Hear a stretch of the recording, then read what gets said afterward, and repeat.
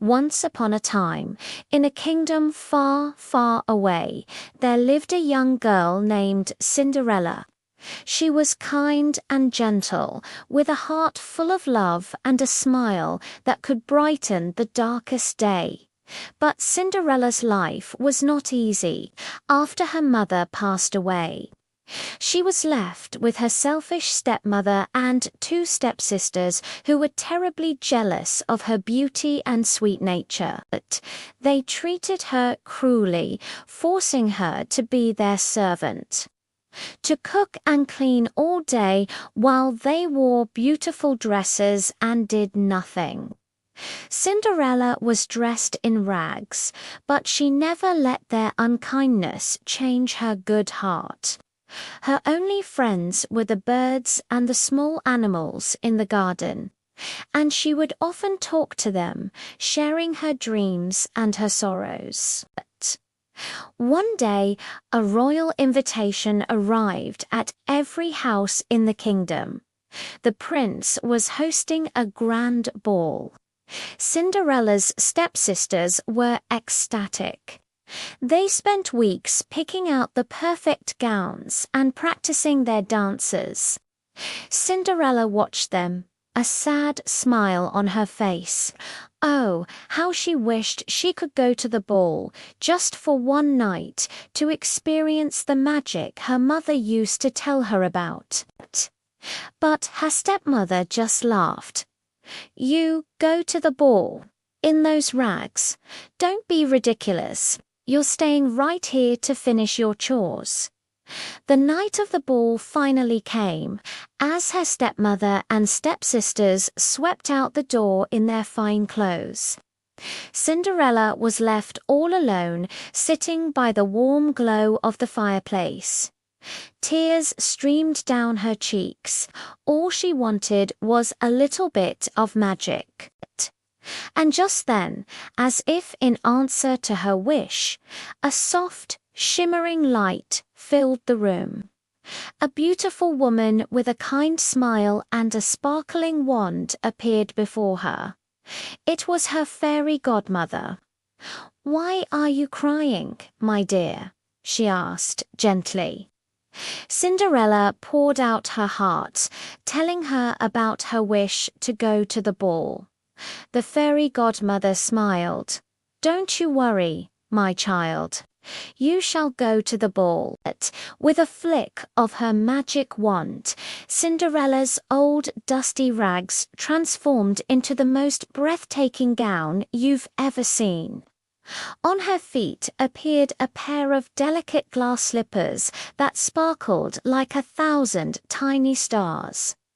But that wasn't all.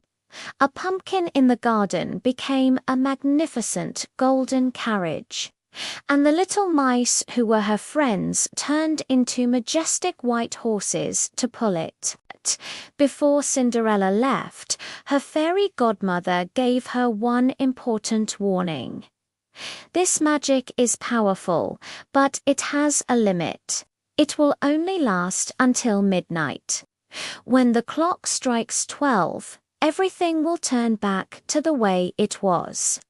You must be home by then," Cinderella promised, her heart overflowing with gratitude. She stepped into the carriage and was whisked away to the palace. But when she walked into the ballroom, a hush fell over the crowd. Everyone was captivated by her grace and beauty.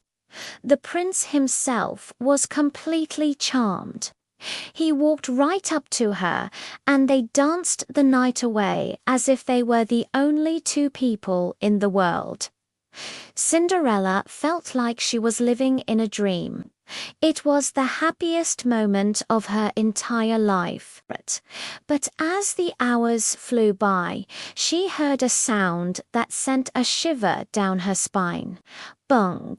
The palace clock began to strike midnight. Remembering her fairy godmother's warning, she knew she had to leave immediately. "I must go," she said to the prince, and without another word, she turned and fled from the ballroom. In her haste, as she ran down the grand palace steps, one of her delicate glass slippers fell off her foot. There was no time to go back for it. She jumped into her carriage just as the final chime of midnight rang out and disappeared into the night.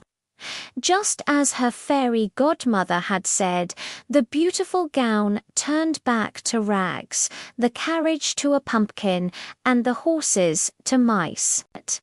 All she had left was one single glass slipper and the wonderful memory of her magical night. The next day, the prince, who had fallen deeply in love with the mysterious maiden, was determined to find her. His only clue was the glass slipper she had left behind. He declared that he would marry the woman whose foot fit the slipper perfectly. He and his royal guards traveled all across the kingdom, going to every home and asking every young woman to try it on. Finally, they arrived at Cinderella's house. Her stepsisters, overflowing with excitement, tried desperately to squeeze their feet into the tiny slipper. They pushed and they shoved, but it was no use. The slipper was far too small. Just then, Cinderella, who had been hiding, shyly stepped forward. "May I please try?" she asked in a soft voice. The stepsisters scoffed, but the prince nodded, and when Cinderella gently slipped her foot into the glass slipper, it fit perfectly, as if it were made just for her. To prove it, she pulled the other matching slipper from her pocket. The prince's face lit up with pure joy. He had found her. He had found the love of his life. Cinderella's stepsisters were shocked and furious. But Cinderella, with her heart full of goodness, looked at them and forgave them for all their cruelty. And so Cinderella went to the palace with the prince, not as a servant, but as his beloved bride. They were married and lived happily ever after. Her story teaches us a beautiful lesson that no matter how difficult life gets, a kind and loving heart will always find its way to happiness.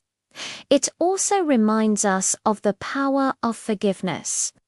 Thank you so much for watching with me today. I hope you enjoyed this timeless story. If you did, please don't forget to like this video and subscribe to the channel for more magical tales. See you next time.